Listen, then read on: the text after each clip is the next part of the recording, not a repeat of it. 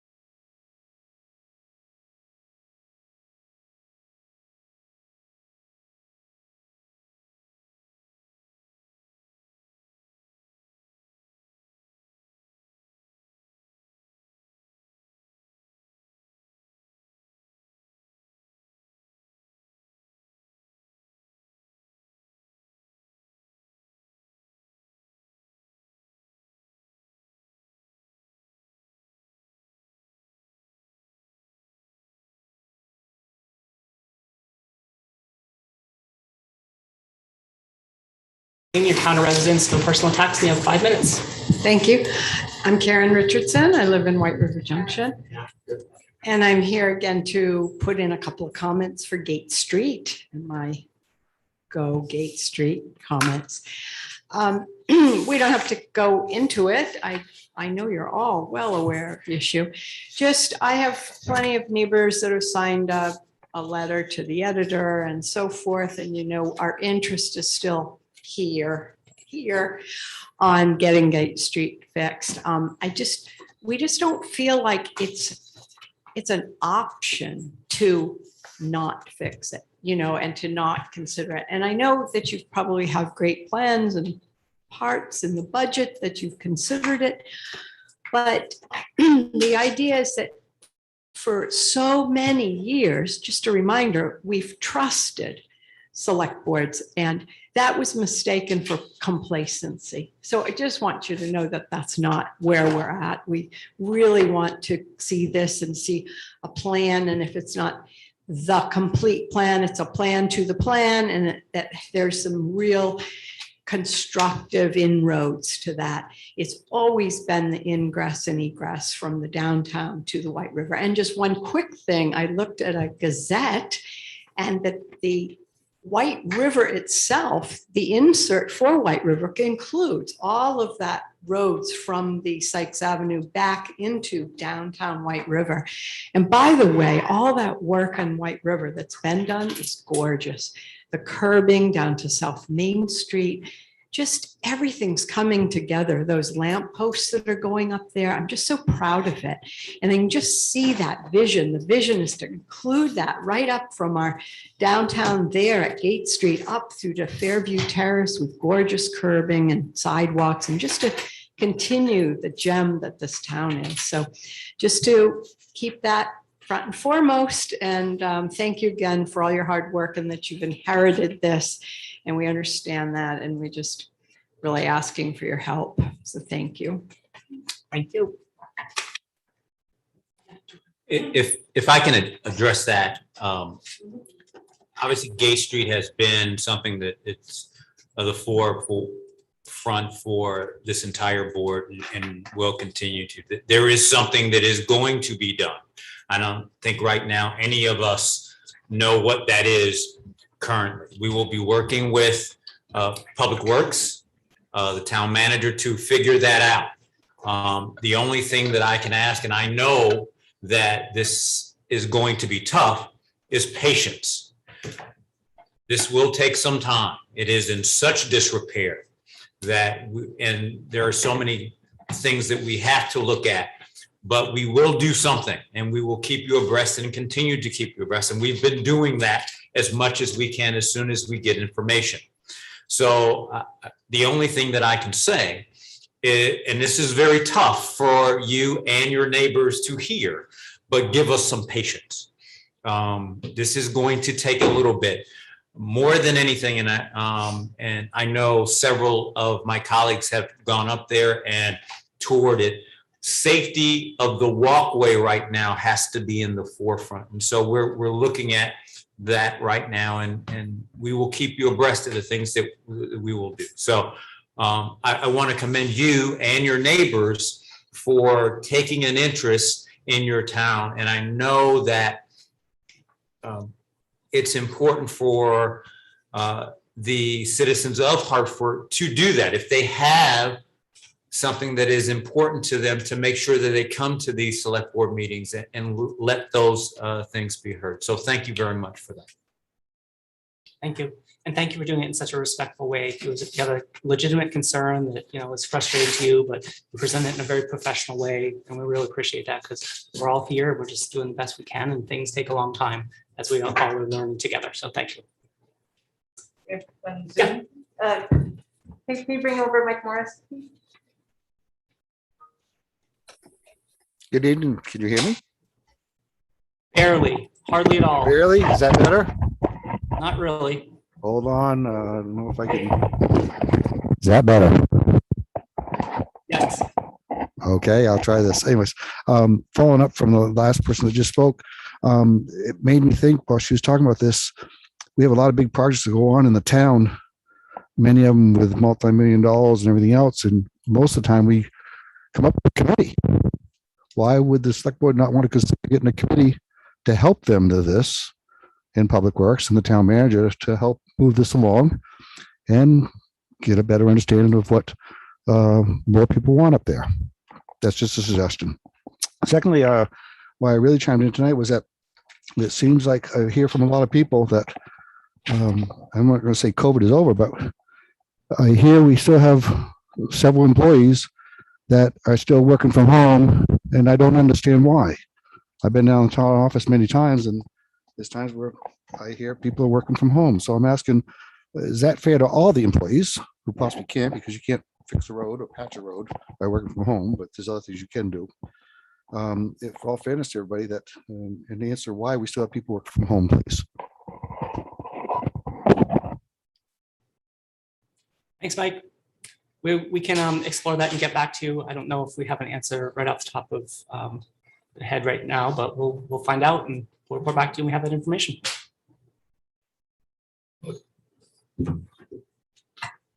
Any other ones, Kim? Nope. Okay. Any select board comments? Randy, go ahead. Yeah, just to follow up with Mike, what Mike asked, how many people do we currently still have working at home? So one of the things that we do offer in the town is a remote work option, and staff can work with their supervisors to determine if they are eligible to remote work and what those criteria would look like. And we bring that forth to all employees, and depending on their relationship with their supervisor, they can have a set determined criteria for when they're able to remote work and what sort of feedback they get from their supervisor and what sort of controls we have in place. Thank you, but that didn't answer my question. How many people do we currently have that still are utilizing work from home? I wouldn't have that number on the top of my head. Okay, can you? It's actually a really appropriate benefit to offer staff members when we can't offer them a lot of other things. And it's something that keeps us competitive with Hanover, Leb, VHMC, the VA, Heartland, Springfield, all of the other municipalities, Norwich and Woodstock. So we're staying competitive to keep our staff from looking elsewhere. What are there a set of requirements that staff need to have in place to be able to work from home, as far as access to Hartford documents, or what's the requirements that, I mean, I can understand allowing certain staff to work from home if they're able to fully complete their jobs, but is there some requirements that we have to meet in order to work from home? In terms of technology? Yes. Yes. You have to have reliable internet. You have to be able to have a quiet, safe place for work. And all of us can completely remote into every single file and the financial systems through technology that our IT department was able to implement as part of COVID. Sure. All right. If you could get back to me with how many people are still working from home, that would be good. Thank you. Can I ask that we kind of talk about that in terms of, that seems a little bit like something that could not really be useful or come from a good place in terms of. And I also think it's a very fluid number. So depending upon which day you ask, there could be 10, 12, 20 different. We do have staff on a number of different agreements, and some of them, I want to make sure that staff feel like their decisions in terms of their performance and their workspace is being respected.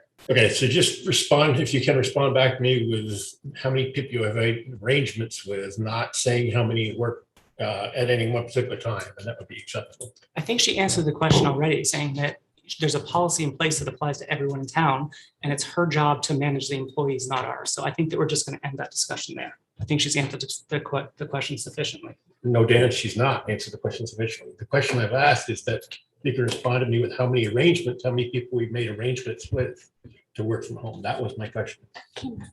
That's what I want the answer to. Kim, go ahead. I just wanted, for point of clarity, individual select board members do not direct or make demands of the town manager. The select board as a body can make requirements or official requests of the town manager. Otherwise, it's a courtesy, like we can request things, we can ask for things as individuals, but we cannot demand it as individual select board members. I mean, if you want to, call a vote to ask if you want to insist on this information, we can try that. But as individual select board members, we can't say, Tracy, this is acceptable for you to give to me. So just a point of clarification. I just think if our taxpayers are trying to receive this information, it's benevolent upon us as the select board to get this information in turn. So I'll leave it at that. Other comments? Mike, go ahead. Sorry, I was late. My wife had our car and assured me that she'd be home in plenty of time for me to get here, but that was not the case. Okay, life happens. Thanks, Mike. All right, I think we are ready for finance budget review. So Gail, over to you. Whoever's presenting. I'm gonna, to minimize the number of technological changes, I'm gonna go ahead and show Gail's presentation for her. I'm sorry, Tracy. There was another hand up during that discussion. Oh, okay, sorry. For public comment. Sorry, okay, cool. Back step, sorry. Okay, and then I'll keep closer watch. Marcy Bartlett. Marcy, when you're ready. Yes, briefly. Can you hear me? Yes, go ahead. Thank you, Marcy Bartlett Wilder. It's just to remark that I appreciate Lanny's desire to have accountability. I think that's always a good thing, but a public forum like this, when there are pressing budget matters at hand, and I think that this is something that is very commonly understood to be a fluid, necessary part of our work world nowadays. And I would encourage that discussion to be held in a way that isn't unnecessarily challenging. But I do respect the desire to have accountability. Thank you. Thanks, Marcy. Anyone else? Good? Okay, Sorry. sorry for the interruption. Back to you, Tracy and Gail.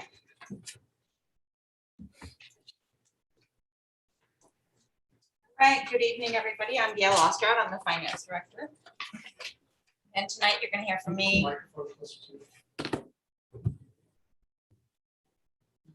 Good evening.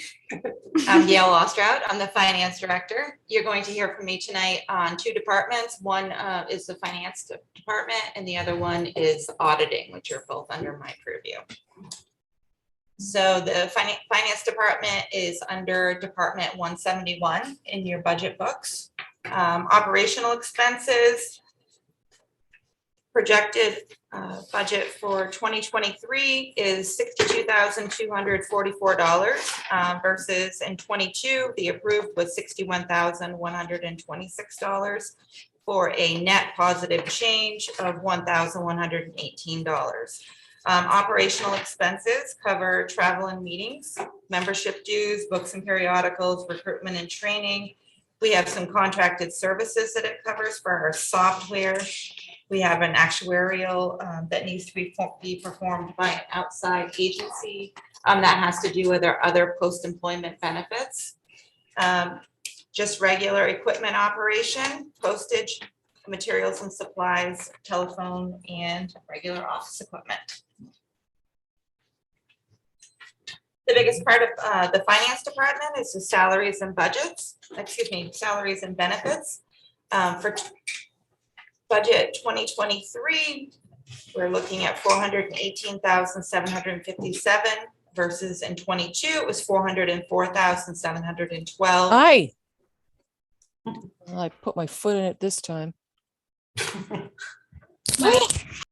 Marcy, you need to mute yourself, please.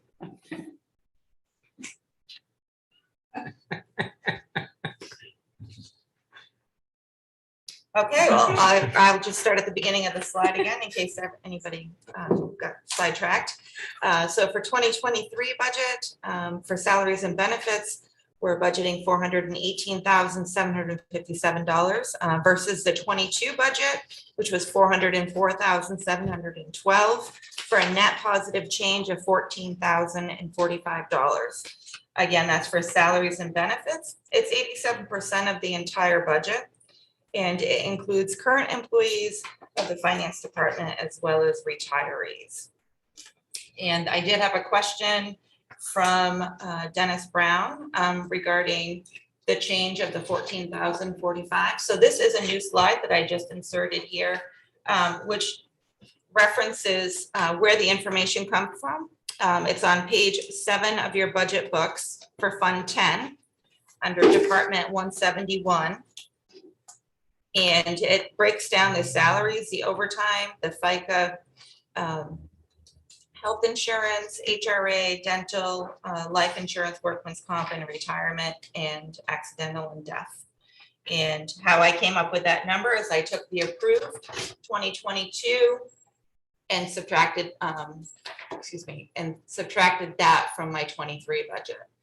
So to answer your question, no, it's not just in cost of living. It's several different line items, as you can see there. And hopefully that answers your question. And if it doesn't, I'm certainly here to answer any question that you may have. Appreciate the breakdown of that.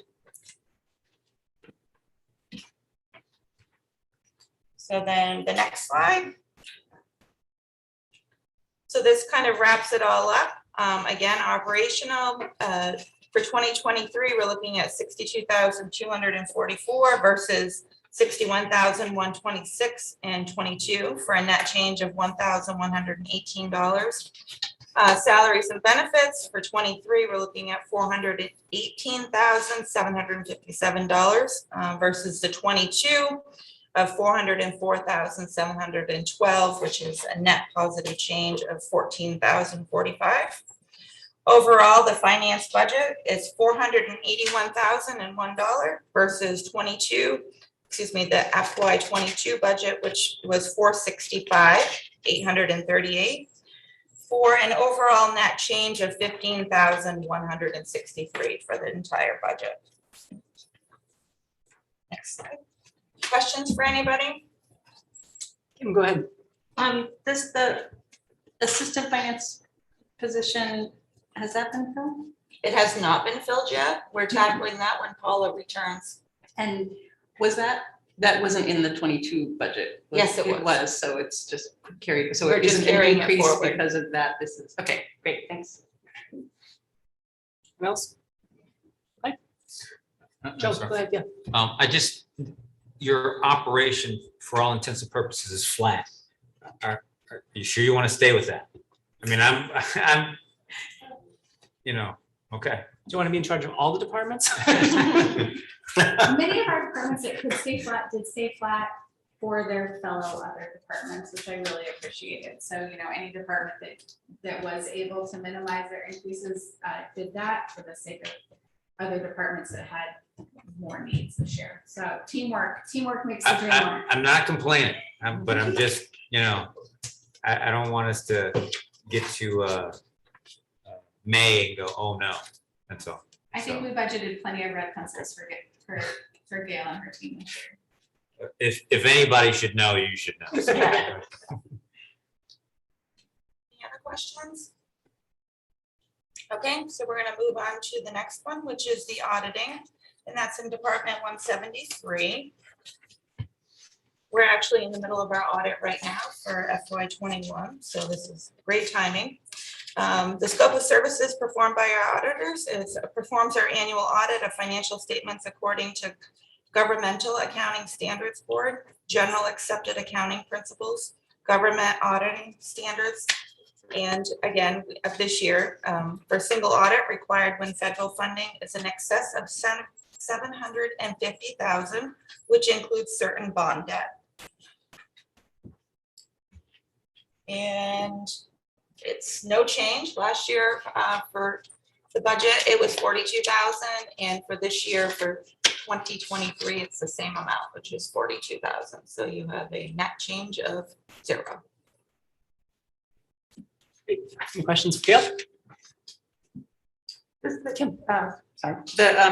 The federal funding excess of 750,000. I remember we didn't have to do that maybe 2 years ago. Did we have to do this? So We've done it every year We've since done it. I've been here. really? There was 1 year we didn't. Okay, so that doesn't affect the cost of. the I auditing. think what you're thinking of, Kim, is that we could talk about it separately, but we did have 1 year that we had a grant that had a lot of discussion around it after the audit was completed, and it came back that we did need to have a single Okay. audit. No fault of anyone here, but there was a misinterpretation of some paperwork. That does ring a bell. Thank you. Yes. Thanks, Gail. Okay. Easy enough. Perfect. Thanks, Gail. Thank you, Gail. Thank you. I'm also glad we have a single audit done. It's a really important internal control and one that I think really helps all of us who are job. That's somebody that's really looking out for us. Before you take off, we've seen you in the past for many segments of the budget. When can we expect to see you for the segments of the budget for this year? I won't be back. Tracy, the town manager, is managing the budget process this year. Can I just interject? I mean, Gail stepped up a lot while we had interim town managers in the past, and I think Gail served as an additional layer of support with that, without us having a permanent town manager, and now we have one. But Gail's also stepped in with the previous town managers to help with budget presentations as well, so. Thank you. Thanks, Gail. Right, we are ready for planning and zoning.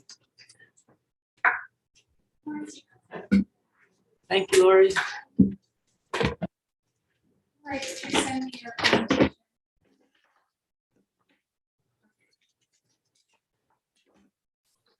That was separately? I mean, it was the one I sent you last Tuesday. Are you the one on the fifth? Yeah. That would be it, correct. Is that close enough? Okay. Doing too many things, and my elderly laptop is getting a little. Bear with it for a second.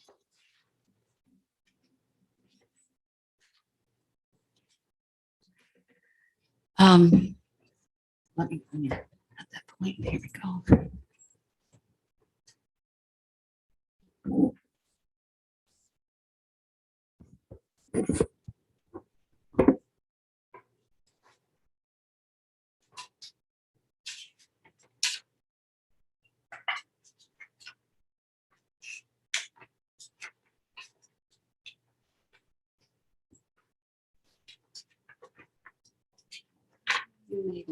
Yeah. Yeah. That's, yeah. There we go. It should be, there we go. That's about as big as I can get it. Okay. That is my full screen, and on there it gets a little funky. Okay.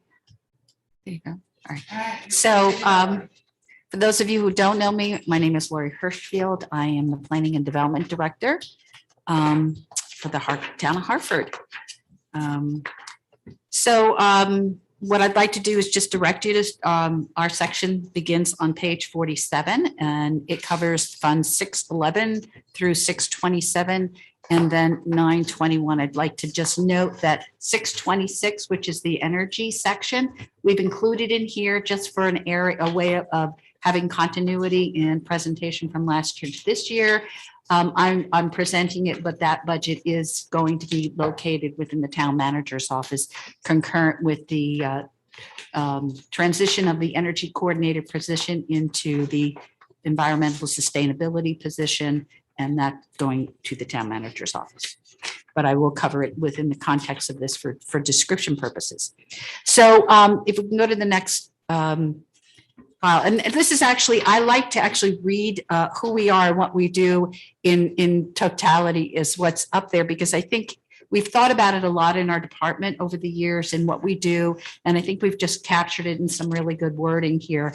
Just to say it this way, we are a service-oriented department covering a broad range of community-based program areas to meet and plan for the current and future needs and interests of town residents, property owners, and businesses while being stewards of town lands and natural and historic and energy resources. So that is the one that we try and live up to. And that if I would say it's kind of the realm of our mission, and a little bit of vision put in there too. So we've had a bit of a change, as I said. We're a 4-member department, and I just spoke about the loss of there, and that's that little tag thing that you were able to eliminate, but I couldn't do that. We can go to the next slide. So what I did was we are broken down by basically 7 different program areas, and that's listed in the budget under these account numbers. And each one of them relates to a specific focus of work that we do. Conservation is a critical part of our department, and our focus there is on the natural resources that I had in our mission statement. And in that, we're really looking at being stewards, as well as program management, program implementation, and education. Those are kind of key components of that. The budget that you see here and in some of the other smaller budgets that you'll see along within each of these program areas, it's there to support the day-to-day workings of the committee themselves, not necessarily the staffing. That comes under 622, but that's really broken down into different section areas, which provides for materials and supplies and advertising and so forth. So that's how we break it down there. 621 is our zoning area that covers all of the activities that we have surrounding zoning permit issuance. And in terms of technical assistance, and also in terms of staffing the 2 quasi-judicial boards, and that's the zoning board and the planning commission. We have 1 staff member within that, as well as funding that goes along with the zoning board. Again, in here, we're providing a lot of technical assistance and expertise in the program areas that we list there, such as compliance with state and regional and federal regulations, zoning, subdivision, flood regulations, and so forth. Planning under 622 is our largest department, and that covers 3 staff members, myself, our general community planner, which is Matt, and then our administrative assistant for the entire department. And all of the programming that we do in our long range planning, as well as our short-term planning, comes under that department. We do quite a bit in terms of oversight of all of the program areas that are covered within our town plan. And you can see the number of different areas that it is there. So long range planning is not only changes to our zoning regulations, but our town plan as well. And then also comprehensive planning such as TIF, our downtown program, our growth center programs, and so forth. All that comes underneath there. CIP, hazard mitigation, all of those things that you've seen over the years.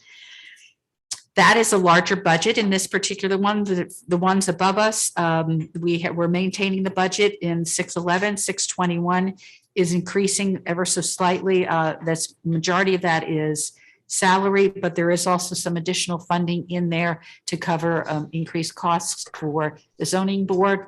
They are a paid group of individuals, comes under the quasi-judicial process.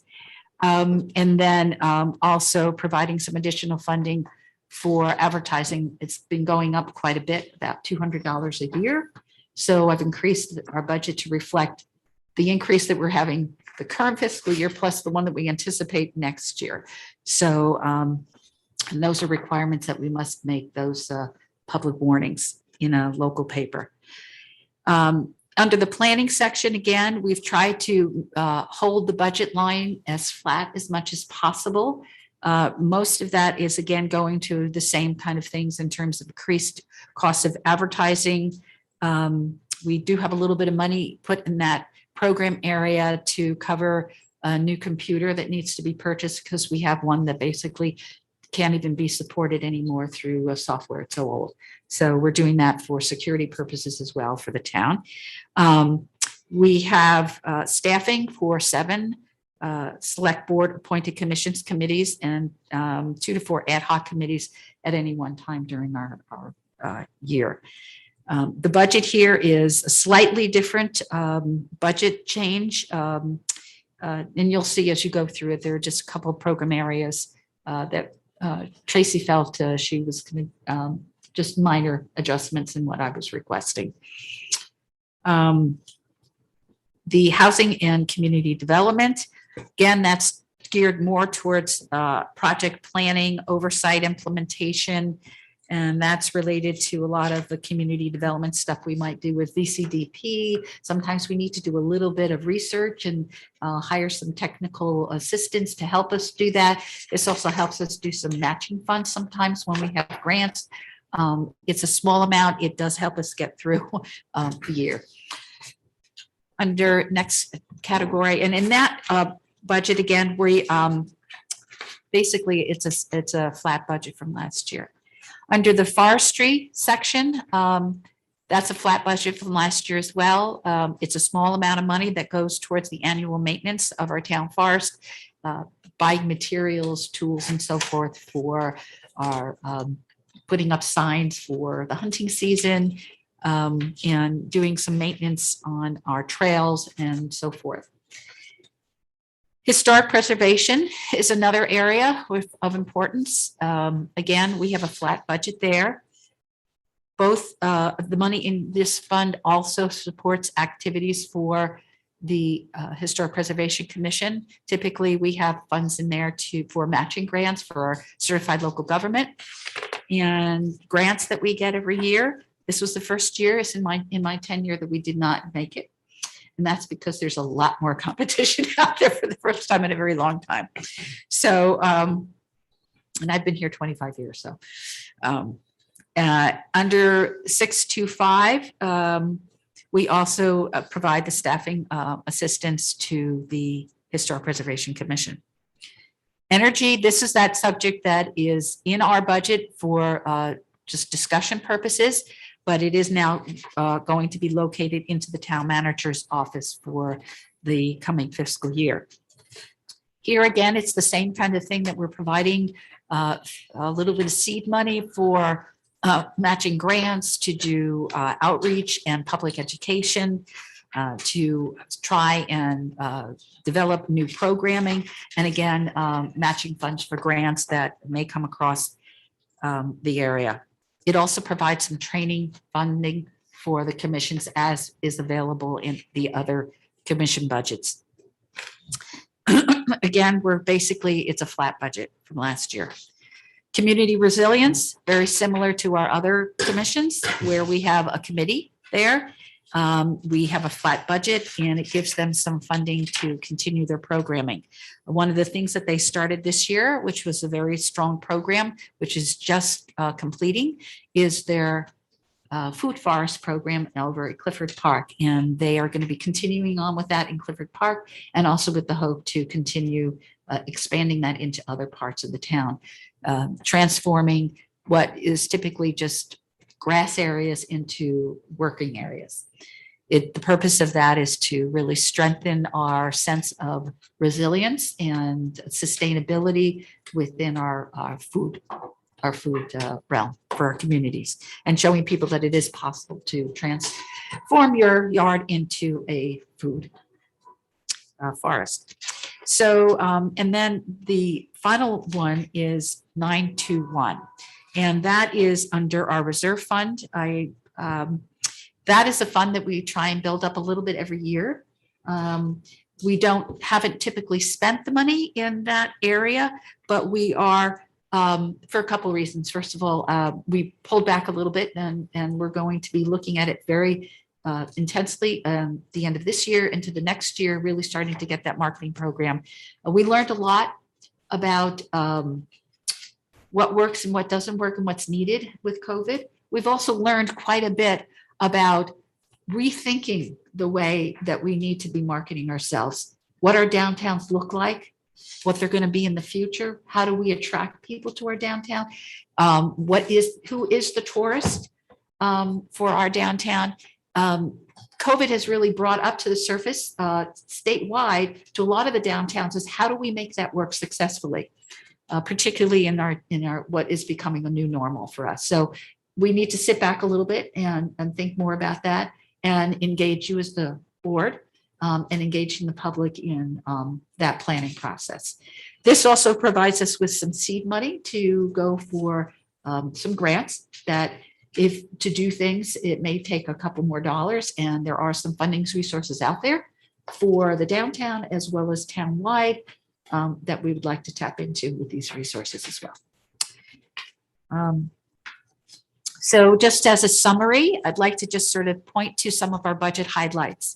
We're going to be working very diligently this year, have already started it into 2022 and into 2023, a real clear focus on housing and economic development. And we're going to do that in a couple different ways. Get back on track with those sections and chapters of our town plan. Regulation changes, which we've already done this year, and we're going to be continuing on doing that in another meeting coming up. We will be presenting to you some grant opportunities, which we would like to take advantage of, 2 different ones, which will be focusing on these updates for our town plan, as well as changes to our zoning regulations. And I'm also working very diligently right now with a regional group that is just not regional to Vermont, but actually regional to the New England area, and getting very creative about how we can create new housing with accessory dwelling units, providing technical assistance and so forth, and building on what they have learned and coming together as a coalition. So, and we're working on that right now. And my thing is, I don't want to talk about this anymore. I want to do. So I'm going to be coming before you at some time in the next few months about doing some pilot projects and taking some of the money we have this year and some of the money that we're going to be programming next year and start really putting something in place that's doing and getting that housing moving where we need to get it. So then I also really be focusing on the recovery. That's an ongoing thing. And I think, as I talked about before, there's lessons to be learned and what we can continue to do to support our economy being strong.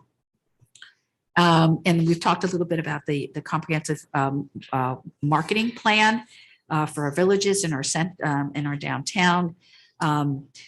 To me, one of the things that I can promise you always is that we will strive for the highest quality of service to the community. And we may not always achieve that, but that's our goal. And we're always open to suggestions and working very diligently with our businesses, with our residents, and with other organizations within the community to help achieve that. Another thing that we're going to be on the next slide, please. Parking, sidewalks, and bicycles. We have a lot that has been done, and we have a lot that we on the books for planning, and there's a lot more to be done into the future. So we're going to be working on updating our bike ped plan in fiscal year 2022-23. It's been over 10 years since we did that, and we have implemented some of those things. We need to step back and see what continues to be relevant. So that's a plan that we have on our docket. And we also want to make sure that we continue the implementation of projects that have been on the books for quite a while. We're finishing up the Upper Sykes roundabout project this year. Public Works has been a critical partner in making sure that that project comes to fruition, and will continue to be working with us with our Route 5 corridor improvements as well for bike ped. And then we already have feasibility studies that we did for the Queechee area and the Christian Street area in Wilder.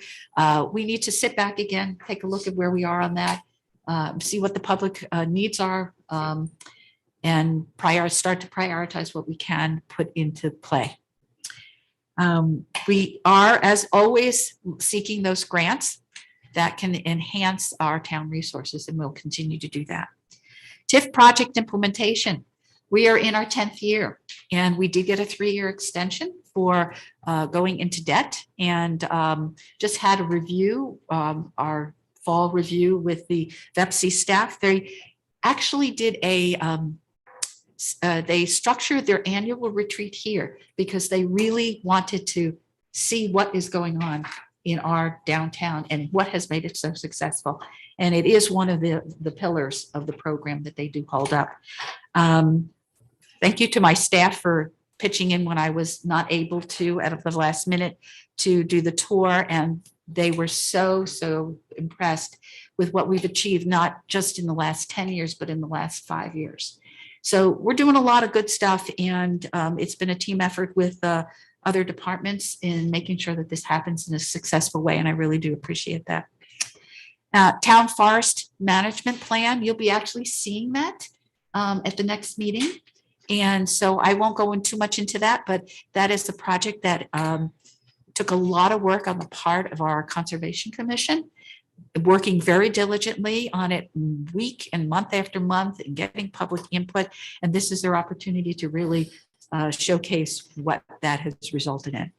And then the next step obviously is implementing it, which we actually started doing in 2020 and then 2021. So it's been ongoing, but here is another opportunity to just showcase it. And then we, as I said, working closely with the public and with community education and outreach is a very important part of the service that we provide. Want to go into the next section here. Thank you, Kim, for picking up a few typos. I appreciate that. Sometimes it's really hard when you're looking at things on a screen and my printer wasn't working. And so thank you for picking up some of our typos. But this should say 2021, 22, and the second column should say 2022, 23. These totals do not include the $6,500 roughly that was in the energy.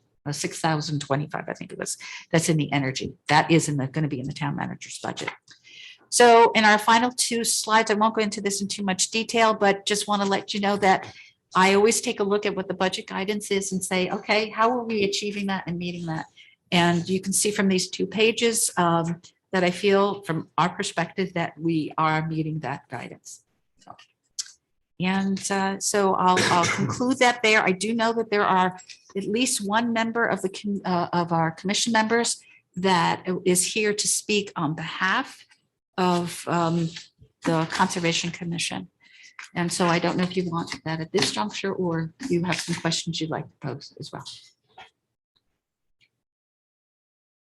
I guess go ahead and then we'll do questions. So would you like to step up to the? Sure. Okay. Thanks. John Boughton again, on the Conservation Commission still. Quite frankly, when we were putting our budget together, we probably did a pretty poor job of trying to get an additional $3,000 to put in the Conservation Reserve Fund.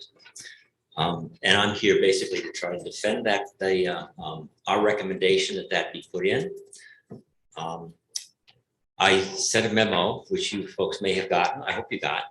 And what I want to do is I'll just really briefly summarize it, okay? One of the points I would make is that zoning and regulation is not the only way in which we're able to conserve land and guide our growth, guide our development. And as an example, we have our wildlife corridor overlay. That's one sort of regulatory process. And we put energy into the zoning and the review of that. I see no real good reason why we couldn't also take that, accomplish some of those goals with using the Conservation Reserve Fund for perhaps outright purchase of land, perhaps helping people fund conservation easements, those sort of other non-regulatory processes. I think we should remember that. The second thing I want to point out is that our climate action plan in strategy GT4 says that care for the forest and the ecosystem health to enhance their resilience to climate change and capacities for carbon sequestration. That's one of the goals. We won't be doing that without having robust forests and conserved lands or lands which are not turned into houses or additional sort of development. So that really gets at the importance of having a robust conservation reserve fund That is a fund that we have used for maintaining trails. A couple of years ago, we spent $14,000 out of that to hire the Vermont Youth Conservation Corps to upgrade one of our trails, which quite frankly was put in too steep originally 20 years ago, but had become a very popular trail and was with increased use was subject to erosion. So we took a big chunk out of our fund at that point in time to do that. Honestly, with increased recreation use on the town forest, we're going to be tempted to do that again, just to keep the trails in place with the increased use that we're getting. And that's good use. I mean, it's important that people get out and enjoy the forest. That's the only way they're going to get to love it and be concerned about it. I'm feeling a little bit like I'm rambling, so I don't want to take too much of your time, but that's basically the point. We now have about $98,000 in the fund. There was a point in time, periodically, we would get another $3,000, which would go into the fund. That hasn't been funded for several years. It was funded, we did get the $3,000 that year that we proposed to spend the $14,000 for the Vermont Conservation Corps. We would love to have that fund funded to the relatively small amount of $3,000 so that we can keep it a robust fund, so we're able to use it when opportunities come up. Questions, comments? Can I ask a question? Go ahead. Yeah, thanks, John. So is $3,000 just to have some sort of kind of small incremental increase each year, or is like the $3,000 specifically, like, is that number super specific, I guess is my question. You know, the $3,000 was traditional. That was the amount of money that had been put into the budget for the Conservation Reserve Fund for a number of years. We didn't feel like, we knew that for several years there was no point, for several years it was not funded. We felt that an ask of $3,000 was appropriate considering budgets and pressure and that sort of thing. I've been happy to ask for 10, but I think that, you know, quite frankly, I think that 3 is a small bite, but I think it's important that we continue to add little bits to that all the time so that we are able to depend upon that fund. Thank you. Kim, go ahead.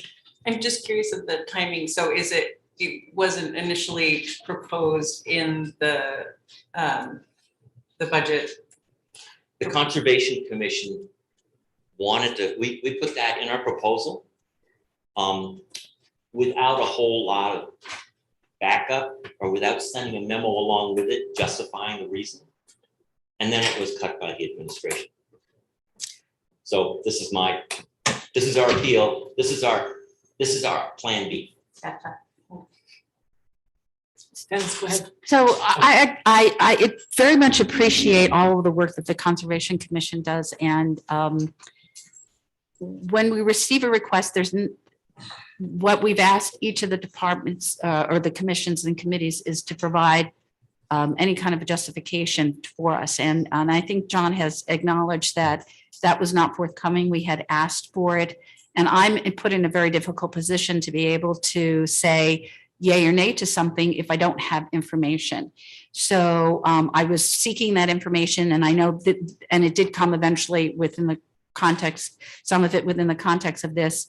But it, from my perspective, when I know that there are other program areas where that $3,000 may or may not make a difference, and other committees are asking for money or not asking for money, but only in a smaller amount, and they don't have a reserve fund, I felt I needed to have a more detailed understanding and explanation as to how those funds would be used, given the amount of money in the reserve. So I did not feel comfortable putting forth a recommendation from my perspective on that. And we had left it that if the committee wanted, the commission wanted to go forward with the request, that they would come before the board in a more detailed way. I hit a deadline by when I had to be able to make my recommendation. And so there is this opportunity now.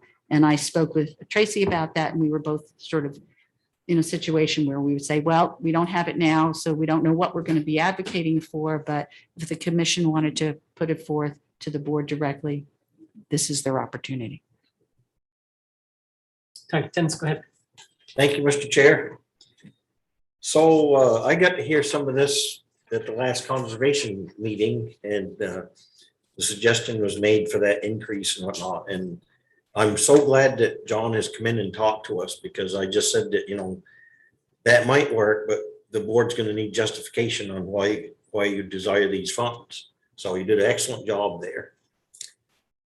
I'm just a little bit puzzled on our figure of 2805. So I get, that's what we're seeking, but is an additional 3,000 on top of that being asked for, or is that just to raise that to 3,000? That actually, where we've done it, we've taken it out of that budget and then it goes into the 921 fund as part of the reserve. There's a line, there has in the past, it may not show up here, I'm not sure, I'd have to look at it. But it used to years ago live in the 611, but because it's a reserve fund, just from a financial management, it got moved to the 921 section several years ago. Dennis, the 921 section is going to be on page 56, so that last page of that with that tab is where general fund, and that's going to show you 10-921 and the -544, and then you're going to see all those different reserve funds. Okay, I missed that page number, but that's all right. So, okay, so it's the 2805 plus we're seeking the additional 3,000 for their cause. It would be, 10-921-544-0611 would be the line. Okay. And as you can see, they did receive the 3,000 in the 2020 budget. Well, sitting there as the liaison to the Conservation Commission, they immediately said that they'd want the 3,000, and I'm thinking why? And I'm sitting there listening to this, and basically what John just said. Before particularly John got done talking, I thought, well, yes. In my short words, it seems like payback for that 14,000, I think you said, that was spent to replenish that they get 3,000 of it, I think, and you're asking for, to replenish that. So I hope that we can support that. I'll just leave it at that.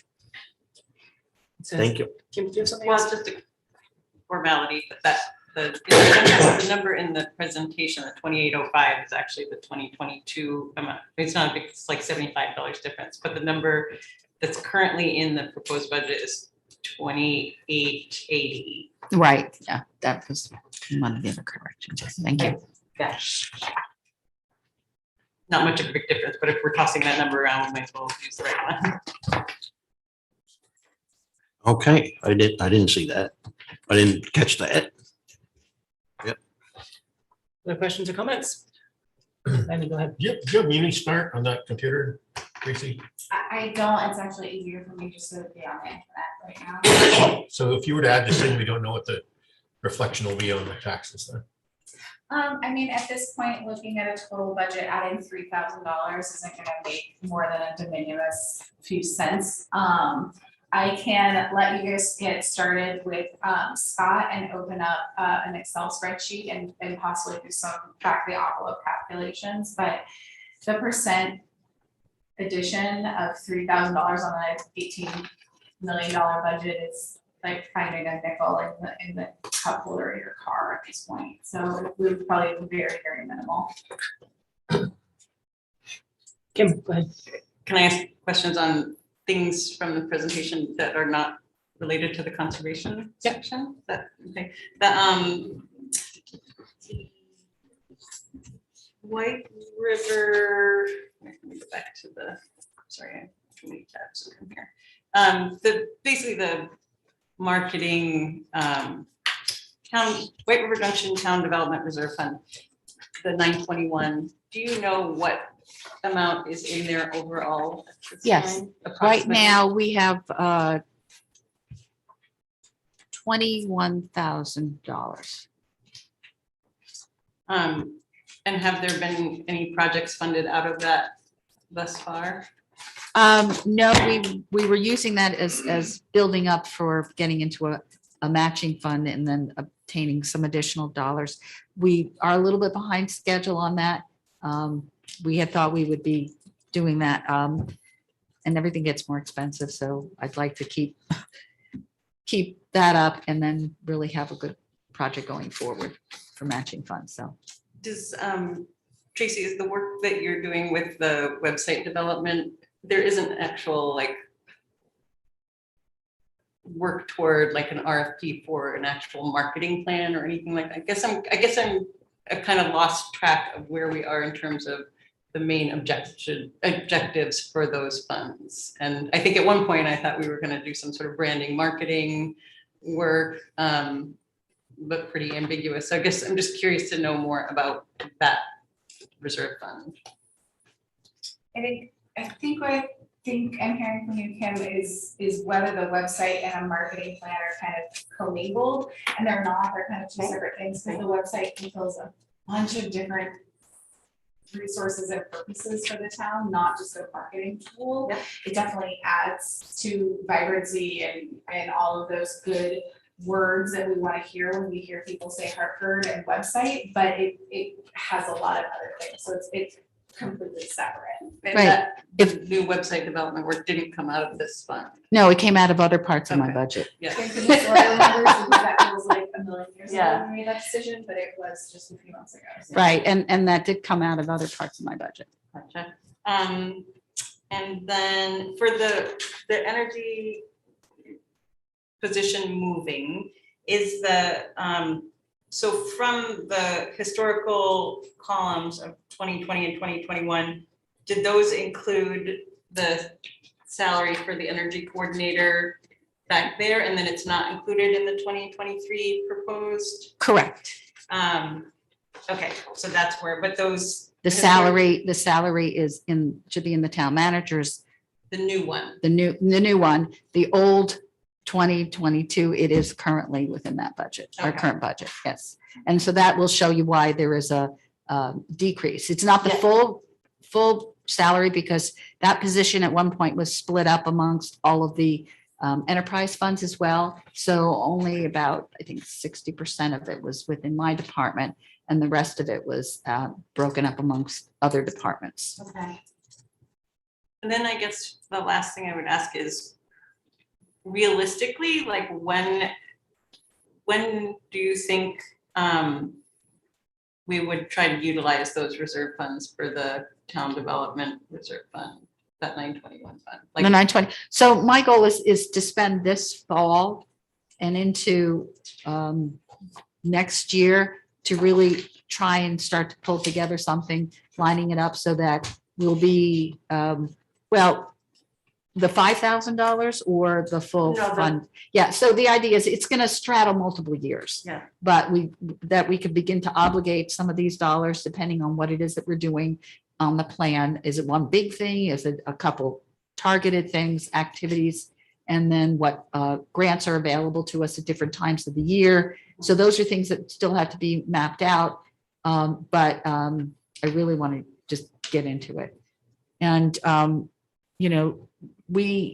part of marketing our community is also providing the housing resources that we need in order for people to be here. So if that becomes an opportunity for us to dig into some housing funds to do a pilot project or whatever I was talking about before, I would include that in the mix for discussion, because we can't market ourselves if we don't have the housing to put people to come here as businesses and so forth. So they are working hand in hand. Okay, thanks. Joe, go ahead. As far as the town development fund, are we looking at partnering with other entities, i.e. Chamber of Commerce and those types of entities to Yes. expand the Yes. amount of dollars that we have to bring this Right. together?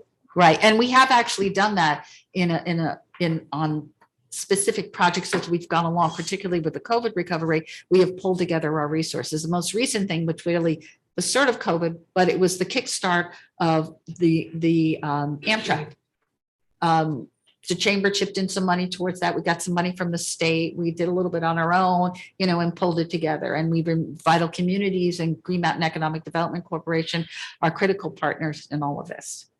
So. Thank you. Anyone here questions? Benny? So I saw in your presentation that part of this was for planning for parking, and just curious, we're very rapidly running out of parking in downtown. So is your plan for parking to look at parking structures or other parking facilities, or what does that plan for parking actually entail? Because we're actually not looking for much going forward, and I'm just curious if we really need to put that much money towards it when we haven't got much available to us. So I think when I speak about that, I see parking from multiple perspectives. It's not only about building the structures, it's about managing what we do have better. It's about informing people of alternative ways to get around other than a single vehicle, putting in place programs such as car sharing. When a new business comes into play, what are they doing on their end to help facilitate all of these alternative ways of getting in and out of town? It's also looking at possibly expanding on existing parking that's in partnership with private developers or not. It's just not one thing about build a structure or not. So it's an ongoing conversation. One of the things we do every year, and Matt is actually finishing it up this week, is our parking study. We do 3 times a year.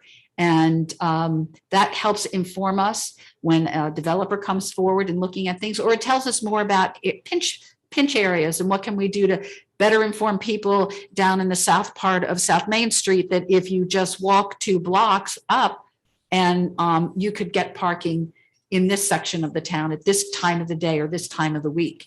So it encompasses all of that. It's not a conversation that's going to go away. So it has to be part of something that we continually look at and seek out options. Thank you. Dennis, I think. Smiley. Can we should we discuss whether or not to add the 3,000 for conservation at this time? Like, I feel like, would this be the right time to do that? Yes, that would be, because just so we all know how this works, Community Smart is fantastic.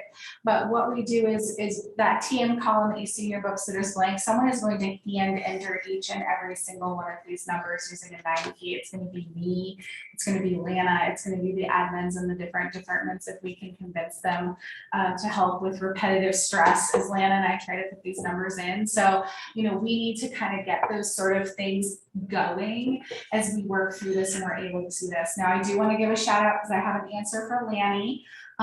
Joe Turner, our amazing assessor, provided me with a little tax rate cheat sheet. So it means that we don't have to input all of this information to get a kind of ballpark. Adding that $3,000 will add 50 cents to each individual property tax bill. So it'll raise it by 50 cents. I might be wrong. That seems high to me. Yeah, it seems very high. So, I'm It does. saying that and I'm like, Joe right now is probably watching from home, like silently screaming.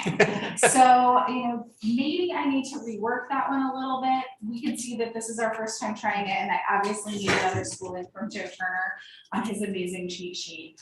But that seems pretty high to me. Let me double check that. Even though I put a 3 where the 0 is, where he told me to do that, I'm going to double check on that. But we probably do need to know from a vote whether or not you all want us to go forward in terms of inputting that number into that side. And there's one public comment. Yeah. Good night, Joe, telling me Yeah, how let's go wrong I'm to, doing it. yeah. Can you bring over Eric Kraus?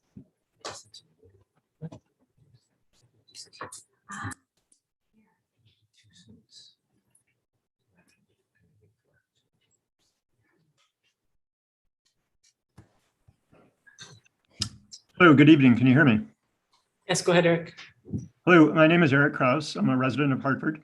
Thank you, Mr. Chair. A couple questions on the presentation, and I realize that the timing here isn't perfect, but let me go ahead and ask them, and then if you want to continue the discussion that you're holding and then postpone the answers, that would be cool too. There a slide on, I think it's page 7, that shows the difference for planning and development department of a decrease of $42,452. I understand that part of that decrease, or I think I understand that part of that decrease is because energy is being moved out of the department. So that would be the environmental sustainability coordinator's salary. And I also think the Energy Commission's roughly $6,000 budget. So if that's correct, I guess what I'm trying to get to is what's the actual departmental delta here, notwithstanding energy. So if you take energy out of the picture, as the department's budget increased, and I think I could probably get to the answer to that myself, but maybe you could simplify it for me. And the second question is for accounts 621 and 22, I thought I heard the director say that the advertising budget would be increased. It feels like there's a whole bunch of stuff potentially coming down the pipeline regarding zoning regulations. And I wondered regarding that increase in budget for advertising, how many zoning regulations changes are anticipated or budgeted for in this fiscal year's budget that we're looking at? Thank you. So the changes occur in a couple different ways. I'll start with the latter one first. The budget changes occur in a couple different ways. I've increased the salary for number of meetings that would go along with the Planning Commission and the ZBA. Well, actually, the ZBA had enough in there for the Planning Commission, so that the number of additional meetings that we would have to have as work sessions would hopefully cover it between what we're doing this year and next year in the fiscal year. So what specific changes there are, I can't say what they're going to be right now, because we're working on laying out a work program for that.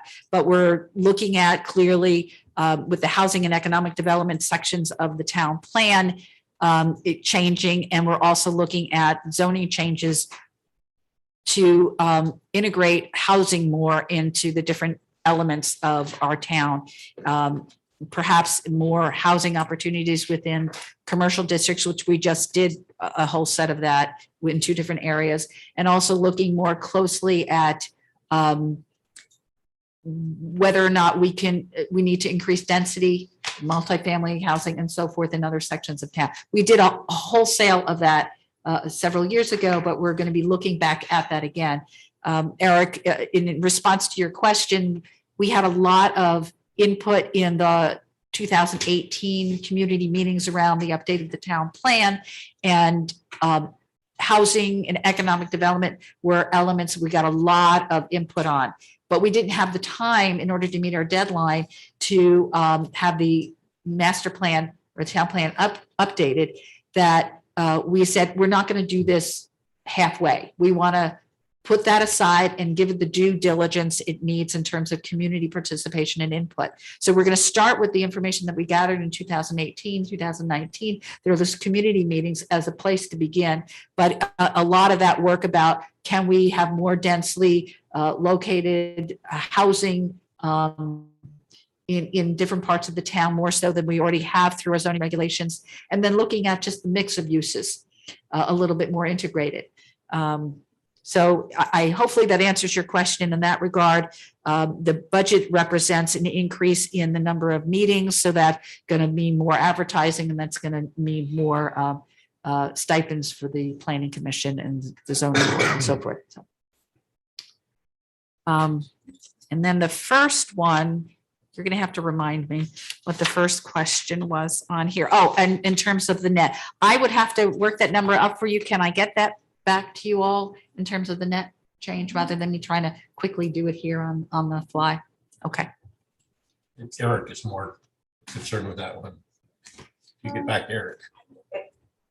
Kim, go ahead. There's not like it's hard to compare apples to apples sometimes, and especially because obviously we know throughout the year things get moved around. I mean, it's, often if we say throughout, once the budget is in place, oh, well, we would like to consider money for some project, and well, it's not in the budget, we can't find it. But of course, the departments are quite adept at being able to move funds around. So I find any of that ability to look at things historically versus what we are proposing super helpful, because otherwise it's, we're just looking at numbers. 2020 and 2021, the actual total budget came in close to $2 million less than what we had budgeted, and it's any context I find very valuable. So Right, part of why we came in a little bit low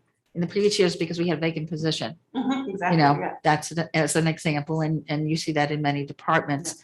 But certainly, and if you want, I'll sit with Tracy and we'll come up with some information of how to present it to you and get it to you. How about this, so that way we can kind of compartmentalize like our back and forth work. On the next budget meeting, which is gonna be the 26th, we'll just kind of open with any kind of outstanding questions, like the tax change on the 3K, since I don't think I'm putting the number in the right place, so I'll make sure that I'm a little bit more sure that I'm not gonna mess this up. That was a good exercise, and then we'll get you the department for planning and development year-over-year change, so that way we can kind of stay on a budget and on budget kind of back and forth rather than muddling the waters. We can all get together this time next week to talk about non-budget things. Sounds good. Any other questions or comments? Should we make a motion? Sure. I'd be honored to. Please. I'd like to move that we increase the Hartford Conservation Commission budget by 3,000 to replenish their funds. Is there a second? I'll second. Okay. Any further comments or questions? Hearing none, we'll call the question. All in favor, say aye. Aye. So it's unanimous. Thank you. Thank you. Thank you. Okay. Good work. 921 Hey, I think that will bring us to 56. public comment. Yeah, it's the No hands up. 0611. So that will bring us to Parks and Rec. So Scott, I think when you're ready, come on up. Thank you very much, Lori. You're welcome. Thank you.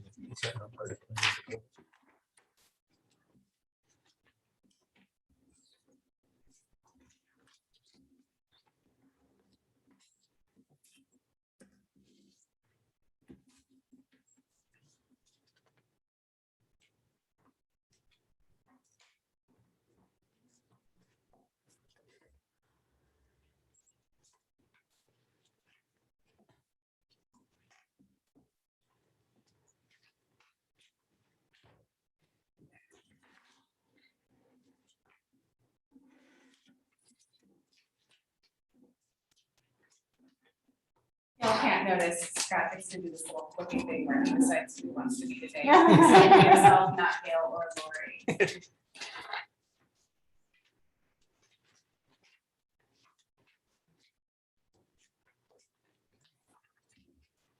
Scott, they do have better hair. Just No, he said Gail and Lori have better hair than you. Do they? Yeah, that's what he said. yeah. Sorry, I'm not. All right. You have better hair than me.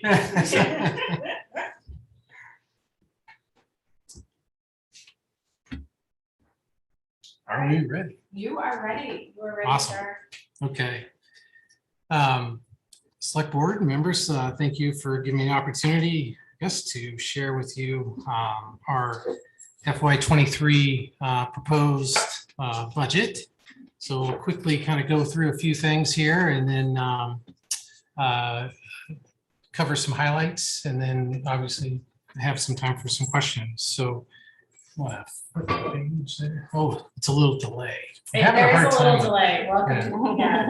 Okay, so I'd like to always start out with our, share with you our vision and mission statement. We are something for everyone. And within our vision statement, it pretty well identifies that, as well as our mission statement, which is to serve the recreational needs of the community by offering lifelong learning through recreational and educational programming utilizing existing parks and facilities. So the National Recreation and Park Association often provides some information for us related to the pulse of parks and recreation across the country. So I figured this would be very important for us to look at today because only 20 minutes of time outside reduces stress. So after my presentation, if you feel like you need to get a little air, feel free to remember that, and it does reduce stress. So I spent 20 minutes outside before I came in. So part of our budget request is identifying kind of our organization and how we operate and function. Over the past year, or a couple of years, we've really been challenged with operating efficiently with a lot of seasonal employees that we need to retain to maintain our parks, operate our facilities, as well as offer all the programs demanded by the public. So one thing that we'll talk about a little bit later, but I wanted to show within the organizational chart, one of the things that we're recommending within here is how we're going to kind of organize how we function and operate, which you could see here in the organizational chart. What we're going to do is we'd like to create a recreational specialist for the recreation end, and then add a park laborer in the parks end of the department. Unique thing about this is we're utilizing as much as we can the seasonal labor in both divisions to help offset the cost of this full-time position. We've really had a hard time hiring seasonal help. Prime example, Maxfield, past couple of years, we have 2 40-hour-a-week positions out there. Couldn't find anybody interested in working those positions. Same with the operation of the arena. We have really hard time finding seasonal people interested in working, 6 months out of the year, driving a Zamboni, working weekends, things of that nature. So we feel it's very important for us to reshift a little bit here. Find a way to fund these positions within our current operating budget. It's not 100%, but it's pretty darn close. So in our budget, you'll see that that's what we're going to try to do. Over the past fiscal year, it's always important for me to share with you folks kind of what we've done and how active we've been. The number of classes and activities was 353. Those requiring registrations engaged about 3,450 people. As you can see, we had 780 first-time registrations. Light Up Hartford was our most popular activity of people registering for it. And we gave out over $1,500 in scholarship funds. As well, a number of park and facility reservations was up around 224, equating to 44,226 hours of use. And that's when somebody fills out an application to utilize a park or for a specific activity. Those are the hours. It engaged over 41,000 participants. And how we monitor that is each reservation that we take for a permit, we ask the party, how many people do you plan on having attend that event? Some, it might be escalated a little bit, and then some of them, smaller numbers, but it's an estimate. So it's pretty darn close though. Number of community volunteers, we had 269 estimated 3,496 hours. And then the national average for in 2020 for volunteer value was $95,000 to the department. So we really rely on a lot of volunteers, not only our excellent experienced and staff members, but the volunteers are so important to what we do. Our parks and facilities, many of you know what we do and what we have, but this is kind of a list of all those facilities that we take care of.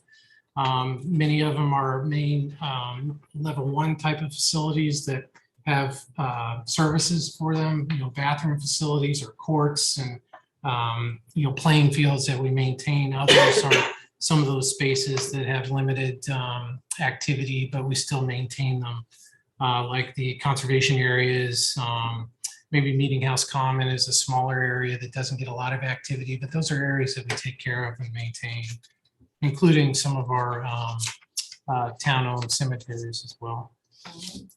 A variety of arts and entertainment programs. So this kind of gives you an idea of all the things that we do, from the 4th of July to 5K road races. We've got a race coming up this weekend, the Hurricane Hill Trail Run. It's a 5K, 10K. So those type of events that we do keeps us very, very busy, as well as, we provide that quality of life, livable type of community feeling, for all the activities that we do. And it's probably one of the most exciting parts of what we do are those community events. So, Thanks for the hot dog and s'more on Friday night. yes, and that was a good one. We had a great Halloween movie in the park. So we had a weenie roast, and kids made s'mores and that kind of stuff. So it was a lot of fun. So,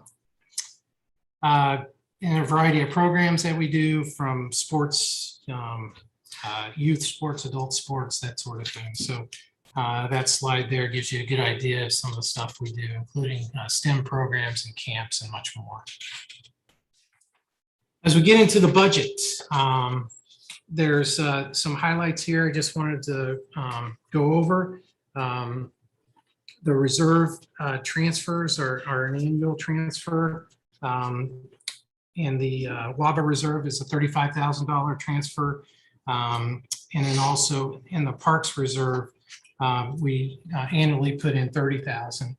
This year, we're asking for $50,000 for that reserve for the purpose of purchasing some equipment. And later on, I can kind of go through that a little bit, but it's for the Parks Division. We need to replace a 2007 plow truck. We also have a X-Mark mower that we need to rotate out. And then also we're looking at purchasing a box trailer, enclosed trailer, in order to not only transfer our mowers to various locations, but also to utilize that for storage. We don't have a lot of storage, and this provides us an opportunity to leave that equipment even during the off season and during the season. So we're not, clogging up our cold storage at the arena. When we're trying to do some work, we have to move everything out, bring stuff in.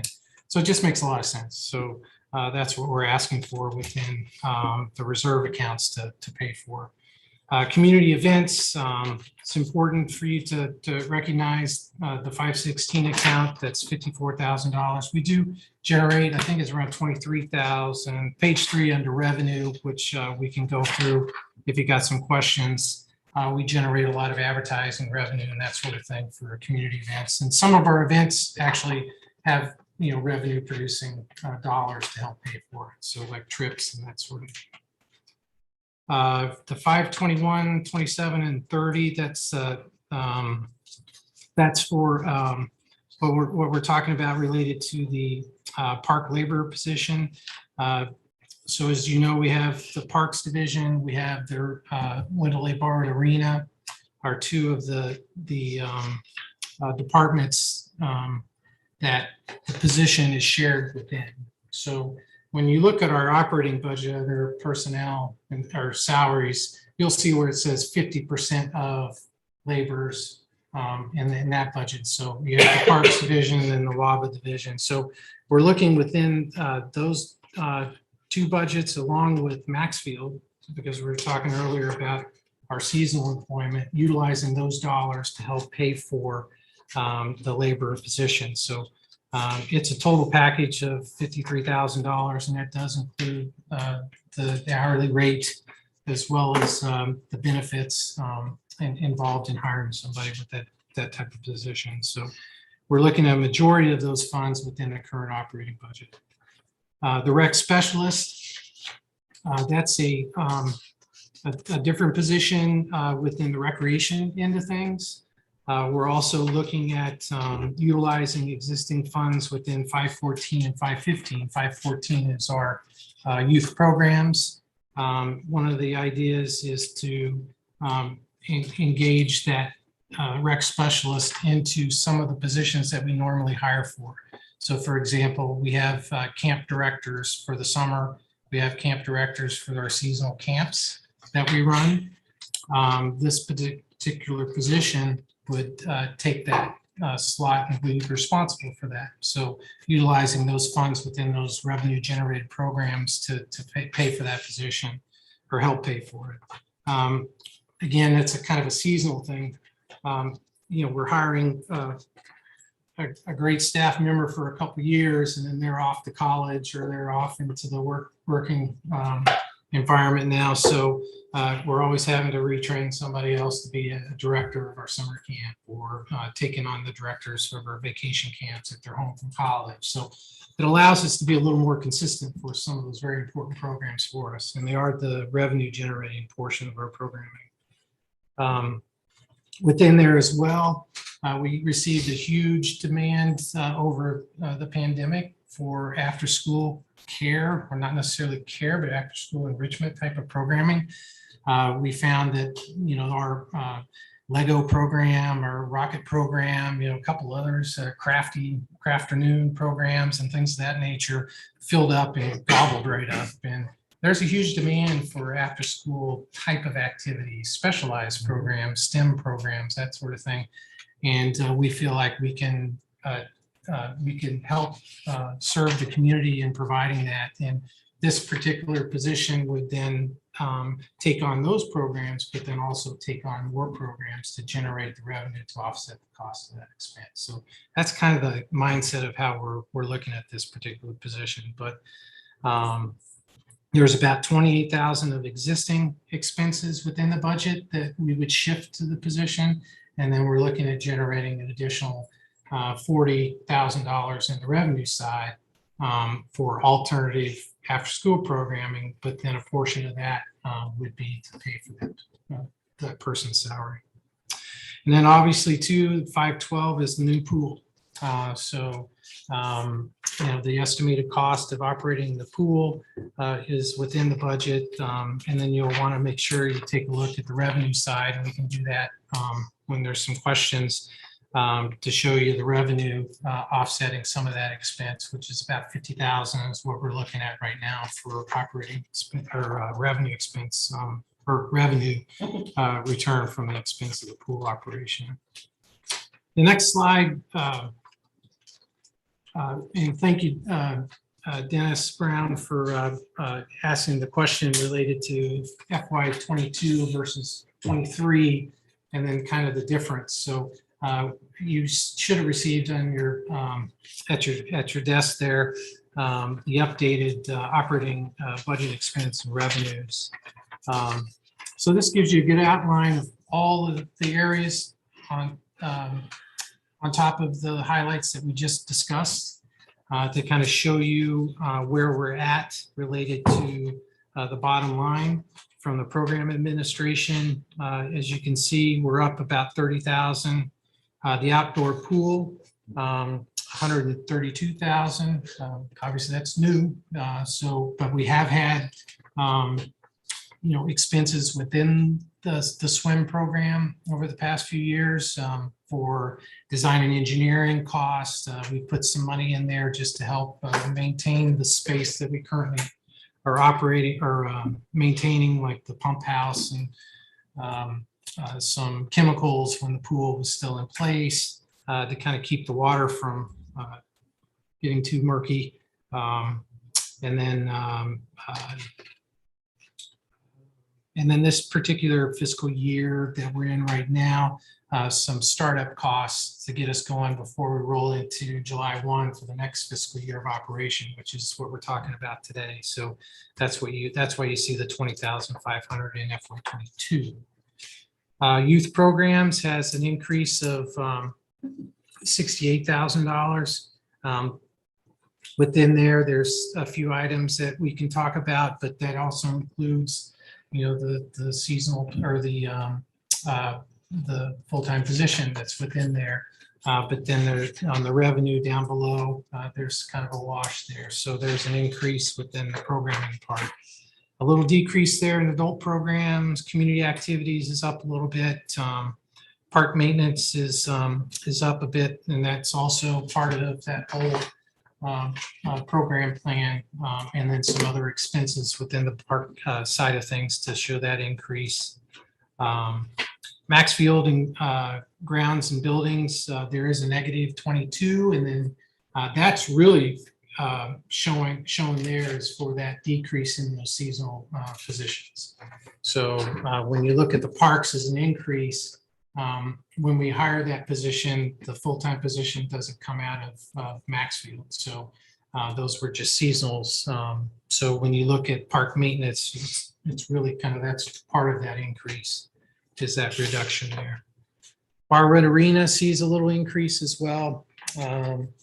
And then when you start looking at, and then obviously our Amtrak service, that is the continuation of the town managing the arrival and departures of Amtrak at the train station. So that is a funded, revenue funded expense. There is a little expense to the town related to it, but we get we have a contract with Amtrak over a 3-year period type of contract where they pay the town to provide the service at the site. Okay, so that's got a little increase in there, $492, and that's based on the increase in the middle page primarily. Total expenses from FY23 is $1,570,000 with an estimated revenue of $538,000 for a total to be raised by taxes of $1,031 and some change there. $1,031,000. Compared to FY22, you can see the difference there. We had a $1,300,000 budget and just about $500,000 in revenue for a net cost to the taxpayer of $873,000. And then on the right-hand column, you can kind of see the difference there. The $247,000 for total expenses difference for this fiscal year. And then obviously the revenue shows an increase of $89,500. So total be raised by taxes is from this fiscal year compared to the new fiscal year is $157,000 more. So I guess the big takeaways here are, the pool operating estimate of $152,000. Parks and programs, are a continuation with consistency with staff and how we cover that financially. Continue to fund and make use of our reserve accounts and stabilizing our cost recovery. In FY22, there was a cost recovery of about 33.9%, and this year our cost recovery is 34%. So, and also replacing some of our aging equipment and trying to update that to more efficient equipment for our operations, and keeping our parks and our programs fun and safe for all. This little chart here gives you an idea of our net cost, kind of is the $1 million there based on the other services in the town. So we're about 6.49% of the proposed operating budget. So that flew right through that thing right there. So I'm here for any kind of questions and happy to answer them as best I can. Thank you, Scott. Sure. Right down this end side. Dennis, go ahead. Thank you, Mr. Chair. Yes, as you may have read earlier, I was very impressed to just open your presentation and read about your vision and mission statements. That's just true professionalism and sets the groundwork for your whole department. I just think it's great to see that. I don't know if you know, I know I read the response to some of my questions quickly, hastily, but I'm curious on just my own knowledge on what it took to, when we had it fully operating the Sherman B. Manning pool before we tore it apart and whatnot. I'm just curious the difference, because this price is, I'm sure it's realistic. It was shocking to see 150,000-ish to run that. And so it would, and I don't know that you had that tonight, but maybe you could just shoot that to me. I'm just curious on the difference between the two to run them. So the last full operating season, and one thing we got to remember is the pool crosses 2 fiscal years.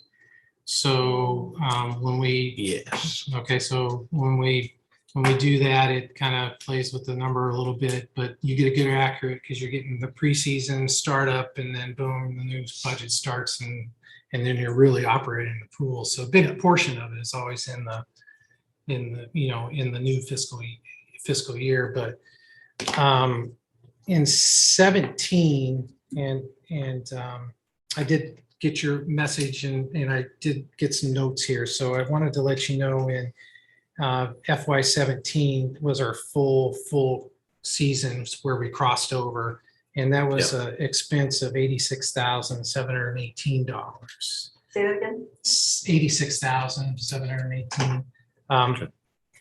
18 was the last full portion of the season. Okay, so and that was a $46,000 expense. So that was from July to the end of August, basically. So and revenue was I didn't get the revenue number, but it was way less than what we're anticipating in revenue for the new operation. So I think when we started talking about the pool a few years ago, and we started doing our pro forma for the pool, I mean, we were looking at around $90,000 operating net cost. Yeah. Okay, so it was 90 to, I can't remember, it was over $115,000 of operating expense probably around that time, and we were looking at $40,000 to $50,000 in revenue.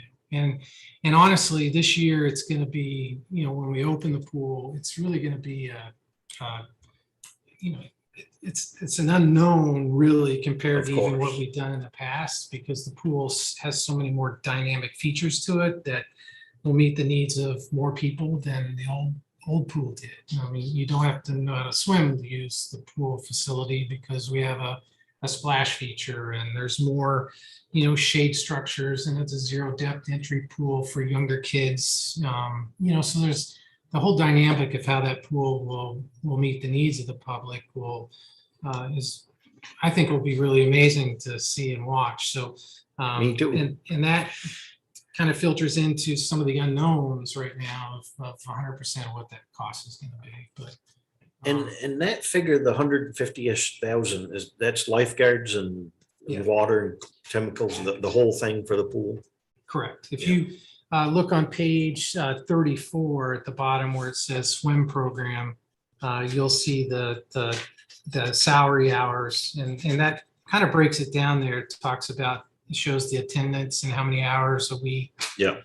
Lifeguards, how many hours, and the head lifeguards, and instructors and that sort of thing. So that's based on when I think it's Weston Sampson, when they were hired to help us, we did an initial pro forma, and then we've kind of played around with that over time.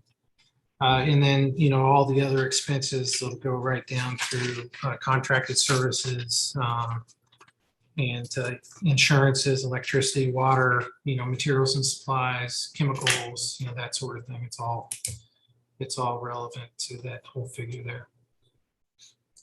And a thought I've had sitting here, and I didn't give you advanced warning on this, but I'm just curious about the P&R, what's happening in the future with the cemeteries that we're inheriting. And I don't know if any of that's included in this, or That's me and us. That's not Scott.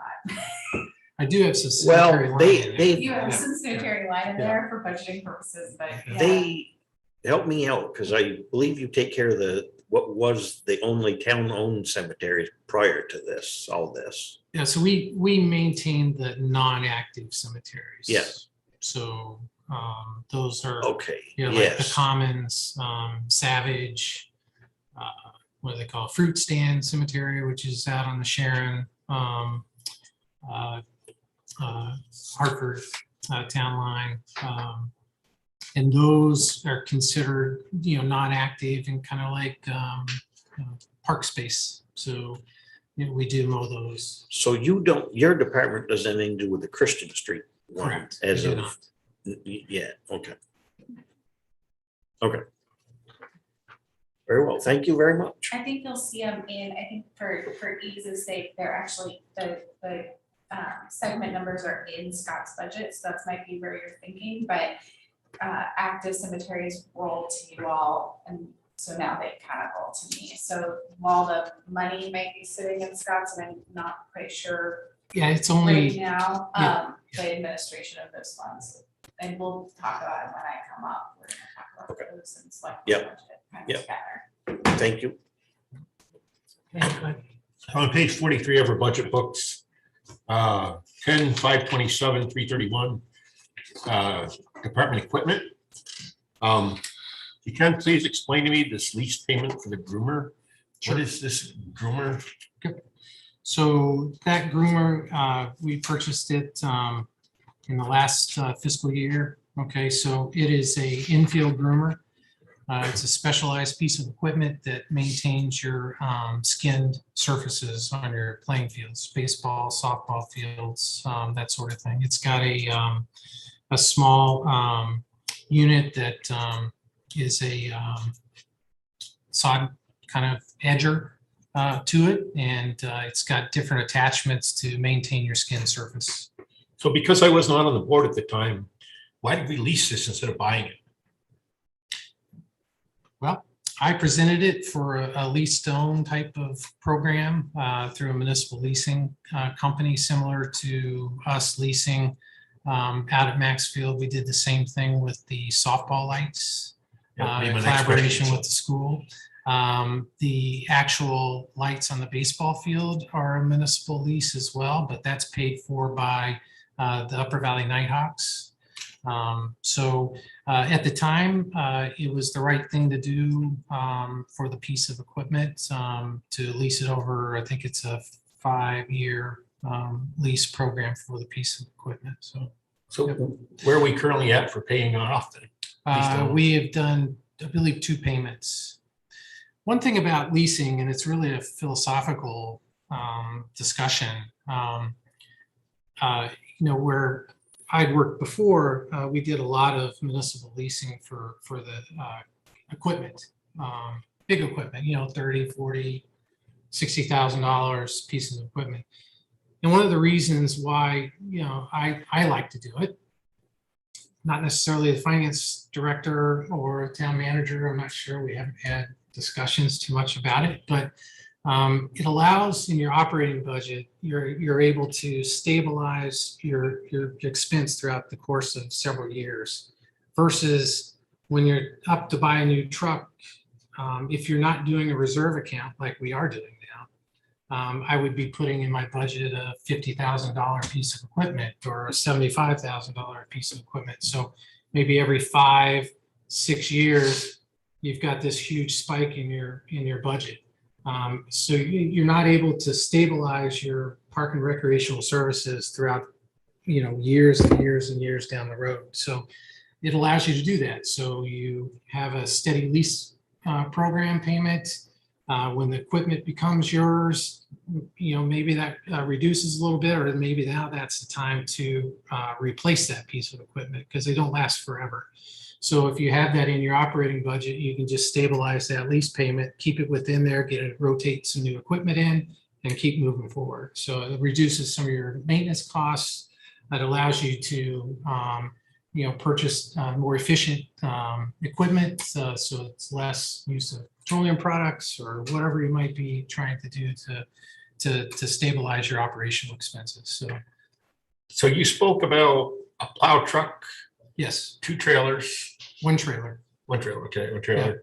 And more. Additional equipment that And you're gonna more. purchase. And One more. more. Yeah. Okay, but those are gonna purchase outright instead of leasing. Correct. And how much is that? It's gonna come from the reserve fund. So we are asking for $50,000 to go into the reserve fund, and we're going to use $30,000 that's currently there. So for a total of $80,000. And the current state of the current plow truck you have is? 2007. So is it not inspectable anymore? Is it? No, it's inspectable. It's just tired. You know, it's tired. And how much of Parks and Rec facilities are actually plowed in the wintertime? So all of our facilities that we utilize for general public use. So for example, the Windelay Barwood Arena, you know, we have a dry road policy, meaning that we've got to make sure that that thing is maintained on 7 days a week, similar to streets and roads of the highways. So that's our big facility. We do a variety of other things, such as an outdoor rink at Frost Park. I mean, that's all weather dependent. We provide access to Maxfield, Hurricane Hill, and which other parks? I mean, we have to plow to some of our buildings to make sure that they're accessible, similar to Kilowatt North.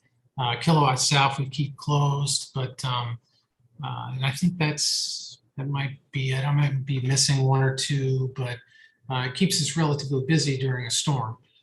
So have you considered contracting their services? See what the cost difference would be for contracting versus cost of equipment?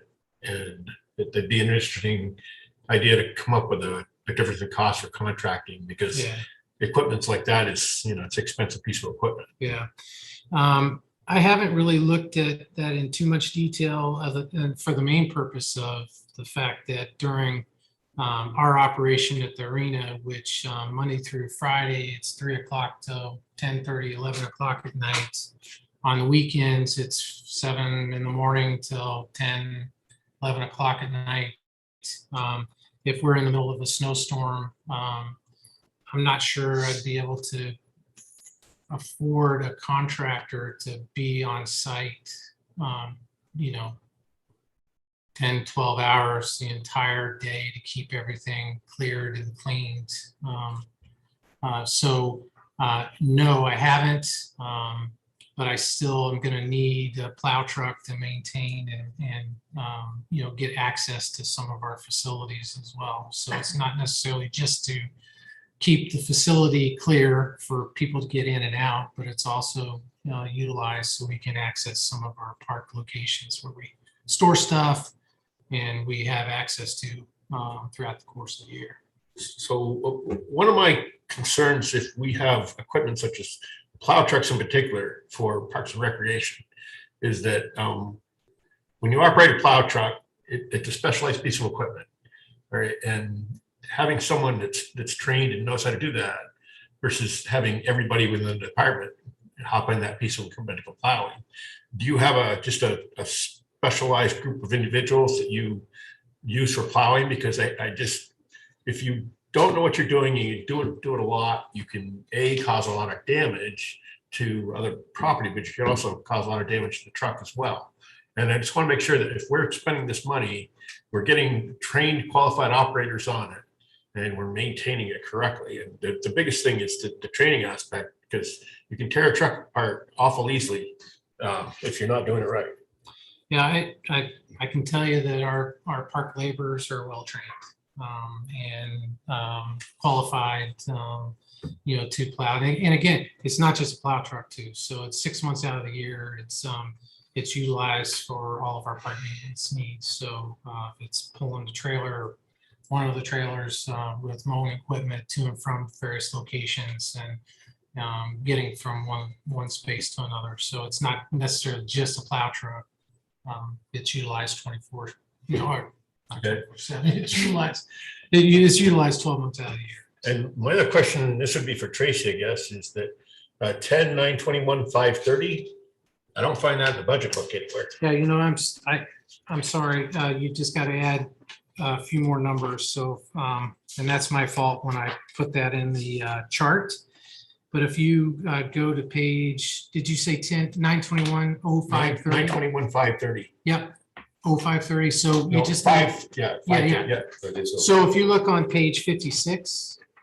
Okay, what I neglected to put in there was the 921 is definitely the reserve area, but the 544 needed to be included in it. So page 56, Yeah. At the top of the page, that's the WABA transfer, which is 10-921-544-0530.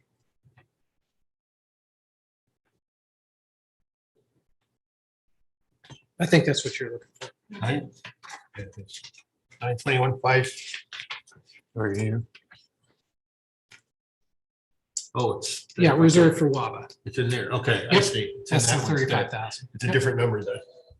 Yeah, and again, like I said, I forgot to put the 544. Okay. All right.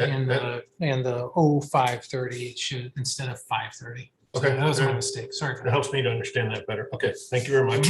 Just didn't communicate right. Yep, no, it's all right. I didn't put the right number down. So, And then I guess one other thing, I'm sorry, Ally, the softball lights, the lease there, again, how much longer do we have to pay for those? we've made one payment. And this is we just put them in last year. Yeah. So, and that was a Title IX, not an issue, it was a Title IX program that was important for us to do. So we had it on the baseball field, but it was important for us to light up the softball field. So, and that's a collaboration with the school athletic department. They pay half and the town pays half. So That's still off. Thank you. So anything? Nope. Like anything? No, I'm good. Thanks. Kim? Sorry. Sorry, not sorry. The Parks and Rec department is sort of the gold standard for marketing in the town in terms of, so I see that it's not like a line item for advertising the new pool. Is that something you'll do out of other areas? So 511 is kind of our admin and program administration. So I don't really have a big marketing budget. Karen is a whiz with getting the information out, and sometimes, those groups that like the listservs and everything tell her, whoa, slow down a little bit. So, but we have a tremendous following with I think our social media network, and then everybody else kind of shares stuff too. Not sure we're going to need to spend a tremendous amount of money promoting it. So Parks and Rec has a pretty heavy free advertising presence, like the listserv, and Right. They have a pretty active Facebook page. So those are things that are relatively inexpensive for us to kind of use to kind of get the ball rolling for people to share. Yeah. A cute picture of the pool as it looks nice, and we're going to get that kind of natural movement rather than a brochure. Yeah. Which, trying to find that balance. With, Totally. digital. I just want to make sure, like, we're gonna build it, we want to make sure everyone Yeah. knows about it, but I don't doubt for a second that you're. Pool of dreams, build it and it. Yes, exactly. it will come. And then two more questions. One, just kind of big observationally, anecdotally, with the pandemic, do you feel like those numbers you gave us early in the presentation about the usage were comparable to pre-pandemic numbers, or how? So, park use rental has skyrocketed. I mean, if we had an extra person in the office, that person would just do park reservations and rentals, because it's not as easy as signing on the dotted line and putting it on the calendar. Some groups require us that they carry, insurances, and then they're calling back and forth several times trying to coordinate, their own. It's almost like a party planner for some of the events that we have. So Karen does a really good job doing that. But the park use, I don't see that slowing down at all. I mean, people are back in the parks. I think they recognize the quality of life that parks bring to their to themselves, and we're a very livable community with our park system that we have, and I think people appreciate it and are really using it. So number wise, as far as programs, I don't see that slowing down either. Really. I see it continuing to increase. Well, and then my last question is kind of a parks facilities question, just in terms of, like, I know there's the food forest program and the rain garden. I'm just wondering if there's any other elements within the park facilities that you've been looking into, ways that would dovetail with the climate action plan in terms of maybe letting some sections of some parks grow wild, or do you know any other thoughts about that that are in motion already? So nothing yet. I look forward to those conversations. I can tell you, when I first was here as the assistant, there was a trial run of having some no-mow zones, in particular like Frost Park, or not Frost. No, maybe it was Frost Park. Yeah, I think it was Frost Park, where we didn't mow within the pine areas. We let that kind of grow and become a no-mow zone and all that. It was not well received by the neighborhood. They wanted their park kind of manicured and mowed, and there's concerns with, kids and, ticks and, other kind of, little creatures that they're concerned about. But but yes, I think there's opportunity. And I'm sure that there's, some non-active space that can be treated that way. Maxfield's a good example. There are areas that are, some wetland areas and no-mow zones, areas that can be utilized for probably some educational purposes with some boardwalks and that type of thing, which would be kind of neat. But yeah, every community's kind of got their own little park, so White River Junction, West Hartford, Wilder, so it's, and each one has its own unique features too. But I'm certainly interested in listening and seeing what we can do. And you just reminded me, and what's the status of the preference for paving at Maxfield? Like we talked about the curbing and all that issue. Where are we in that discussion? So that'll be a CIP discussion. Okay. Yeah. Gotcha. Yeah, we're gonna get through operating, we're gonna get through the holidays, hopefully give us all a little bit of time that you can either spend with your family and friends or wanna spend with your family and friends. Sorry that came out like it was all gonna be an obligation, and then we'll kind of bring in the new year and start talking about CIP as we barrel down into spring. Great. We have one hand up. Can you bring over Eric Kraus again?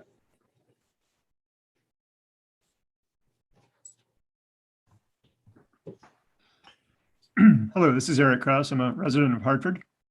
Thank you, Mr. Chair and members of the board.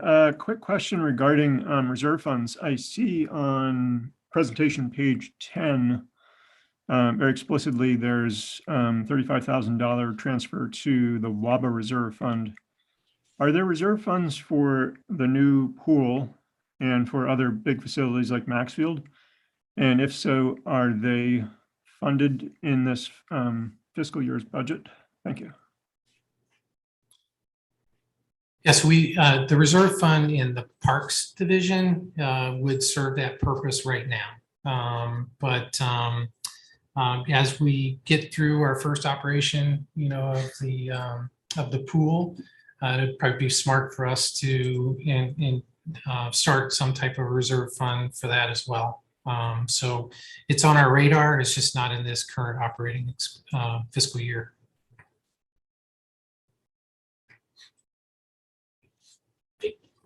Kim? Great. Thanks, Scott. Thank you. Thank you very much. All right, I think that wraps it up. So entertain a motion to adjourn. So moved. Just go. I'll second. So Ally made the motion. Kim seconded. All in favor, say aye. Aye. Unanimous. Thank you.